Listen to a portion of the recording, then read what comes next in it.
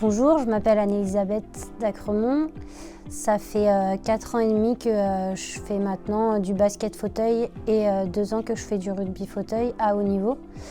J'ai commencé le basket fauteuil dans un centre où ils faisaient du sport-études.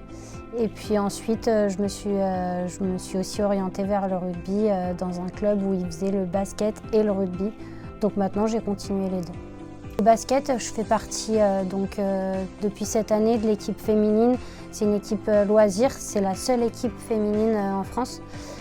Sinon, c'est que mixte. En compétition, il n'y a aucune équipe féminine ni en loisir. Là, du coup, c'est la seule.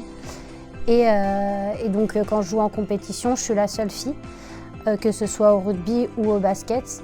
Après, à l'international, au basket, il y a une équipe féminine, mais sinon, au rugby, c'est toujours mixte.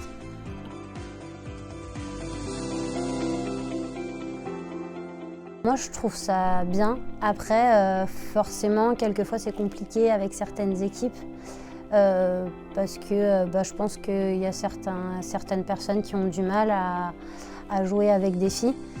Mais dans la globalité, en général, moi, ça se passe bien.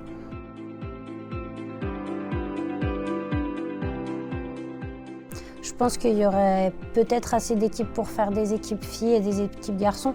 Ce qui est dommage, c'est que le handisport n'est pas beaucoup médiatisé et qu'il y a dans même certains centres, il y a des personnes qui ne sont pas au courant que ça existe quand elles en sortent, qu'elles aussi, elles pourraient faire du sport alors que toute personne, même en fauteuil ou autre, peut faire un sport, que ce soit après, forcément, il y a des adaptations en fonction du handicap, mais c'est dommage qu'elles ne soient pas au courant aussi.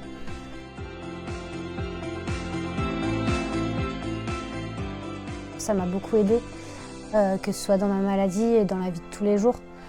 Parce que quand je suis sur le terrain, il n'y a que ça et il n'y a rien d'autre autour.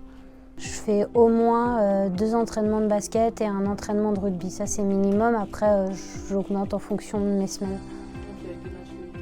Ouais, c'est ça, tous les week-ends en général où je suis en déplacement ou ce week-end par exemple, vu que je joue dans plusieurs équipes en fait, ce week-end j'ai fait un match avec la Nationale 2, après j'ai eu un match avec les loisirs des filles et après je suis partie à Lille pour un match de rugby. Et ce week-end donc, on a fait une équipe féminine que contre une équipe de garçons. On a perdu, hein, mais on était presque, il y a eu 40-42 et on les menait presque tout le match. Donc dommage, mais du coup là on n'est que les filles, donc on va faire que des matchs contre des gars.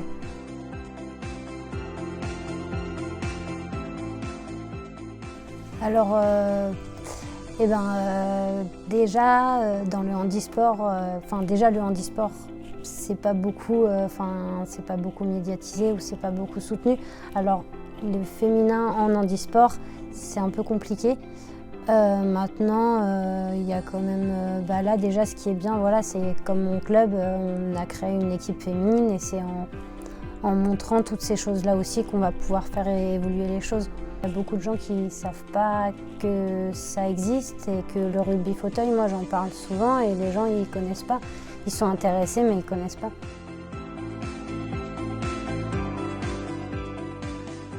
On va dans les écoles primaires, collèges, lycées, ça peut être des entreprises aussi.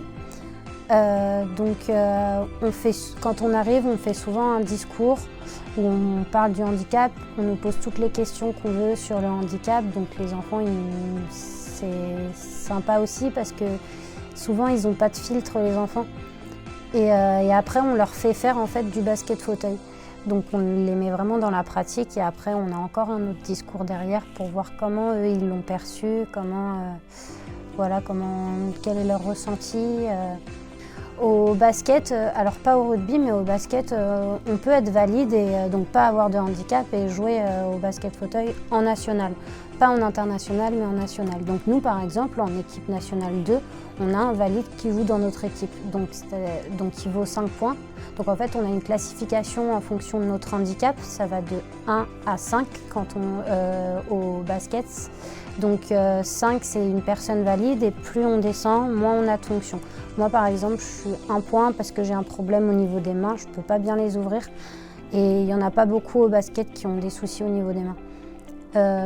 Et après, sur le terrain, l'équipe ne doit pas dépasser 14,5. Donc le coach, faut qu'il calcule qui peut mettre sur le terrain en fonction de son nombre de points. Je suis 1 point, mais on a un abattement quand on est une fille, donc au basket c'est 1. Donc ça veut dire que je vaux 0 sur le terrain.